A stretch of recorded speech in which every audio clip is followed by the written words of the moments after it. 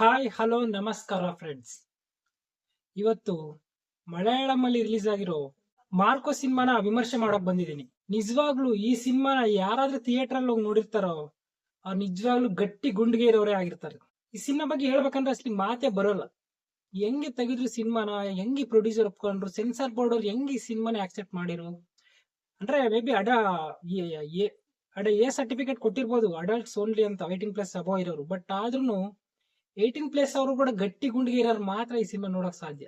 ಯಾಕಂದ್ರೆ ನನ್ನ ಪ್ರಕಾರ ರೀಸೆಂಟ್ ಒಂದು 10 ವರ್ಷದಲ್ಲಿ ಈ ತರ ಅಷ್ಟು violent cinema, brutal killing cinema ಯಾವ್ದು ನೋಡಲ್ಲ ಅಂತ ನೋಡಿಲ್ಲ. ಯಾಕಂದ್ರೆ ಅಷ್ಟೊಂದು ವೈಲೆನ್ಸ್ ಇರುತ್ತೆ ಈ ಸಿನಿಮಾದಲ್ಲಿ. ಈ ಸಿನಿಮಾ ಟೀಮ್ ಅವರು ಮುಂಚೆಲೆ ಹೇಳಿರ್ತಾರೆ, ಅಂದ್ರೆ ಹೆಣ್ಮಕ್ಳಾಗ್ಲಿ, ಸೆನ್ಸಿಟಿವ್ ಪೀಪಲ್ಸ್ ಆಗ್ಲಿ, ತುಂಬಾ ವೈಲೆನ್ಸ್ ಆಕ್ಷನ್ ಸಿನಿಮಾ ಇಷ್ಟ ಆಗ್ದಿಲ್ದವ್ರಾಗ್ಲಿ ಅಂತ ಪೀಪಲ್ಸ್ ಈ ಸಿನಿಮಾನ ನೋಡಕ್ ಬರ್ಬೇಡ ಅಂತ ಮುಂಚೆನೆ ಟೀಮ್ ಹೇಳಿದಾರೆ. ಅದು ಖಂಡಿತ ನಿಜ.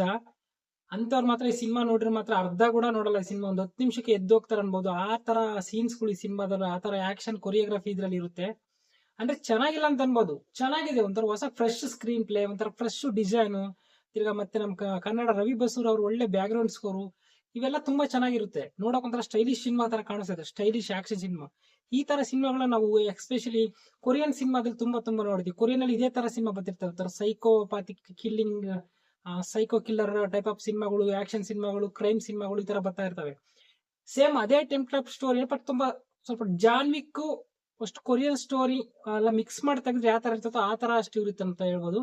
ಈ ಸಿನಿಮಾ ಡೈರೆಕ್ಟರ್ ಮೇಲೆ ಜಾನ್ವಿಕ್ ಸಿನಿಮಾ ರೆಫರೆನ್ಸ್ ತುಂಬಾ ಇದೆ. ಅಂದ್ರೆ ತುಂಬಾ ರೆಫರೆನ್ಸ್ ಕಾಣಿಸುತ್ತೆ ಈ ಸಿನಿಮಾದಲ್ಲಿ ಜಾನ್ವಿಕ್ ಸಿನಿಮಾದು.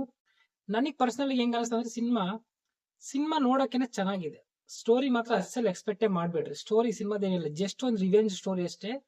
ಅವ್ರ ಫ್ಯಾಮಿಲಿಗೆ ಒಬ್ಬ ನಿಯತ್ತಾಗಿ ತಮ್ಮ ಇರ್ತಾನೆ, ಆ ತಮ್ಮಗೆ ಒಬ್ಬ ಅಣ್ಣ ಇರ್ತಾನೆ, ಅವನಿಗೆ ಸತ್ತು ಸಾಯಿಸ್ತಾರೆ ವಿಲನ್ಸು. ಅವ್ರನ್ನ ಯಾರಂತ ತಿಳ್ಕೊಂಡು ಅವ್ರನ್ನ ಸಾಯಿಸೋದೇ, ತಿರ್ಗ ಬ್ಯಾಕ್ ರಿವೆಂಜ್ ತೀರ್ಕೊಳ್ಳೋದು ಈ ಸಿನಿಮಾ ಸ್ಟೋರಿ. ದೊಡ್ಡ ರೊಟೀನ್ ಸ್ಟೋರಿನೇ, ಬಟ್ ಅದ್ ತೆಗ್ದಿರೋ ರೀತಿ, ಆ ಸ್ಕ್ರೀನ್ ಪ್ಲೇ, ಆ ಸಿನಿಮಾಟೋಗ್ರಫಿ, ಆ ಸೌಂಡ್, ಬ್ಯಾಕ್ ಗ್ರೌಂಡ್ ಸ್ಕೋರು, ಆ ಕ್ಯಾರೆಕ್ಟರ್ ಮಾರ್ಕೋನ ಕ್ಯಾರೆಕ್ಟರ್ ಬಿಹೇವ್ ಮಾಡೋದು ತುಂಬಾ ವೈಲೆಂಟ್ ಆಗಿರುತ್ತೆ. ಅಂದ್ರೆ ಸ್ವಲ್ಪ ಬೇರೆ ತರನೇ ಇರುತ್ತೆ. ನಾವ್ ಈ ತರ ಸಿನಿಮಾ ನೋಡಕ್ಕೆ ಸಾಧ್ಯನೇ ಇಲ್ಲ ಅನ್ಬೋದು. ನಾವು ಸಲಾರ್ ಸಿನಿಮಾ, ಪುಷ್ಪ, KGF ಈ ತರ ಸಿನಿಮಾ ನೋಡ್ತೀವಿ, ಅದ್ರಲ್ಲೂ ಆಕ್ಷನ್ ಸಿನಿಮಾ ಇರುತ್ತೆ, ಅದ್ರಲ್ಲೂ ಹೊಡಿತಾರೆ ಬಡಿತಾರೆ. ಬಟ್ ಒಂದ್ ಸ್ವಲ್ಪ ಅದು ಸ್ಟೈಲೈಸ್ ಆಕ್ಷನ್ ಸಿನಿಮಾ ತರ ಇರುತ್ತೆ, ಬಟ್ ಅಷ್ಟೊಂದು ವೈಲೆಂಟ್ ಆಗಿರಲ್ಲ. ಆಕ್ಷನ್ ಎಷ್ಟೇ ಹೋದ್ರೂ ನೋಡ್ತಾ ಇರ್ಬೋದು ಅನ್ಸುತ್ತೆ. ಇದನ್ನ ನೋಡಕ್ ಆಗಲ್ಲ ಜಾಸ್ತಿ ಹೊತ್ತು. ಎಕ್ಸ್ಪೆಷಲಿ ಸಿನಿಮಾ ಲಾಸ್ಟ್ 30 ಮಿನಿಟ್ಸ್ ಆದ್ರೆ ಅಸಲ್ ನೋಡಕ್ಕೆ ಆಗಲ್ಲ. ತುಂಬಾ ವೈಲೆಂಟ್ ಇರುತ್ತೆ. ಅಂದ್ರೆ ರಕ್ತಪಾತನ ಇರ್ತಾ ಇರ್ತದೆ ಅನ್ಬೋದು ಸಿನಿಮಾದಲ್ಲಿ. ಸ್ಕ್ರೀನ್ ತುಂಬಾ ಬರಲ್ಲ, ಕೆಂಪಿಗೆ ಕಾಣಿಸ್ತಾ ಇರುತ್ತೆ. ಅಷ್ಟೊಂದು ವೈಲೆಂಟ್ ಆಗಿರುತ್ತೆ ಈ ಸಿನಿಮಾ. ಎಸ್ಪೆಷಲಿ ಸೆನ್ಸಿಟಿವ್ ಪೀಪಲ್ಸ್, ತಿರ್ಗ ಬ್ಲಡ್ ಅಂದ್ರೆ ಸ್ವಲ್ಪ ತಲೆ ತಿರ್ಗೋರು, ಇಂಥವ್ರೆಲ್ಲ ಈ ಸಿನಿಮಾಗೆ ಬಂದ್ರೆ ಮಾತ್ರ ಗ್ಯಾರಂಟಿ ವಾಮಿಟ್ ಕೂಡ ಮಾಡ್ಕೋ ಸಿಚುವೇಶನ್ ಬರುತ್ತೆ.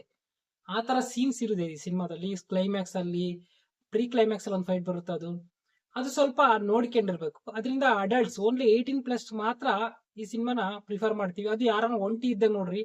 ನೀವು ಮನೇಲಿ ಮಾತ್ರ ಫ್ಯಾಮಿಲಿ ಜೊತೆಗೆ ಈ ಸಿನಿಮಾನ ಅಸಲಿ ನೋಡ್ಲೇಬೇಡಿ. ತುಂಬಾ ಅವಾಯ್ಡ್ ಮಾಡೋದೇ ಬೆಟರ್ ಅಂತೀನಿ. ಫ್ಯಾಮಿಲಿ ನೋಡೋ ಸಿನಿಮಾ ಮಾತ್ರ ಖಂಡಿತ ಅಲ್ಲ. ಬಟ್ ಆದ್ರೂ ಸಿನಿಮಾ ಚೆನ್ನಾಗಿದೆ, ನನಗೆ ಇಷ್ಟ ಆಯ್ತು.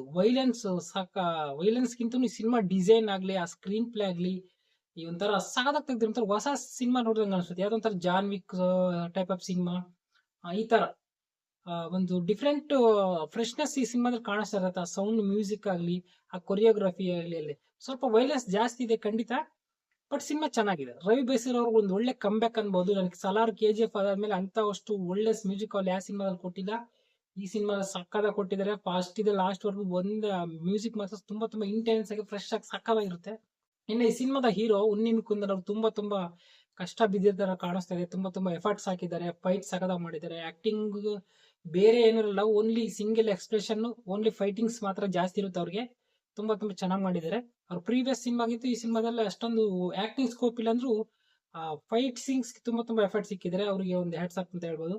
ಇನ್ನು ಈ ಸಿನಿಮಾ ಡೈರೆಕ್ಟರ್ ಖಂಡಿತ ಹ್ಯಾಟ್ಸ್ ಆಫ್ ಹೇಳ್ಬೇಕು. ಅವ್ರಿಗೆ ಗೊತ್ತು ಈ ಸಿನಿಮಾ ಯಾವ ತರ ತೆಗಿಬೇಕಂತ ಅನ್ಕೊಂಡೇ ತೆಗ್ದಿದ್ದಾರೆ ಈ ಸಿನಿಮಾನ. ಅದಕ್ಕೆ ಅವ್ರು ಹೇಳಿದ್ರೆ most violent cinema of the year ಅಂತ ಅವರು ಇದು ಟ್ಯಾಗ್ ಹಾಕಿರೋದವ್ರು. ಅದರಿಂದ ಮಾರ್ಕೋ ತುಂಬಾ ಚೆನ್ನಾಗಿ ತೆಗ್ದಿದ್ದಾರೆ ಡೈರೆಕ್ಟರ್. ಫಸ್ಟ್ನೇ ಸಿನಿಮಾ ಆದ್ರೂ ತುಂಬಾ ಚೆನ್ನಾಗಿ ಬರ್ದಿ ರೈಟಿಂಗ್ ಮಾಡಿದ್ದಾರೆ. ಅವ್ರು ಏನ್ ಹೇಳ್ಬೇಕು, ಅದೇನ್ ತೆಗಿಬೇಕು ಅದನ್ನೇ ತೆಗ್ದಿದ್ದಾರೆ. ಅದರಿಂದ ಈ ಸಿನಿಮಾ ನಮಗೆ ಒಂಥರ ಫ್ರೆಶ್ನೇ ಕಾಣಿಸ್ತಾ ಇರುತ್ತೆ. ನಾನೇನ್ ಹೇಳಿದ್ನಪ್ಪ ಅಂದ್ರೆ, ಈ ಸಿನಿಮಾ ನೋಡ್ಬೇಕಂದ್ರೆ ಖಂಡಿತ ಗಟ್ಟಿ ಗುಂಡ ಇದ್ರೆ ಮಾತ್ರ ಈ ಸಿನಿಮಾ ನೋಡ್ರಿ. ತುಂಬಾ ಭಯ ಹುಟ್ಟಿಸೋ ಸೀನ್ಸ್ಗಳು ಇರ್ತವೆ. ತುಂಬಾ ಬ್ರೂಚುವಲ್ ಬ್ಲಡ್ ಶಿಟ್ ಅಂತಿರಲ್ಲ, ಬ್ಲಡ್ ಶಿಟ್ ಅಂತ ಬ್ಲಡ್ ಶಿಟ್ ತುಂಬಾ ಇರುತ್ತೆ ಈ ಸಿನಿಮಾದಲ್ಲಿ. ಒಂದ್ ವೇಳೆ ನೀವು ಈ ಸಿನಿಮಾ ನೋಡಿದ್ರೆ ನಿಮ್ಗೆ ಈ ಸಿನಿಮಾ ಹೇಗೆ ಇಷ್ಟ ಆಯ್ತು ಅಂತ ಖಂಡಿತ ಕಮೆಂಟ್ ಮಾಡಿ. ನಮ್ಮ ಚಾನಲ್ ಯಾರು ಹೊಸ ಬಂದ್ರೆ ಪ್ಲೀಸ್ ಸಬ್ಸ್ಕ್ರೈಬ್ ಮಾಡ್ಕೊಳ್ಳಿ. ಇದು cinema review. Thank you guys. Bye.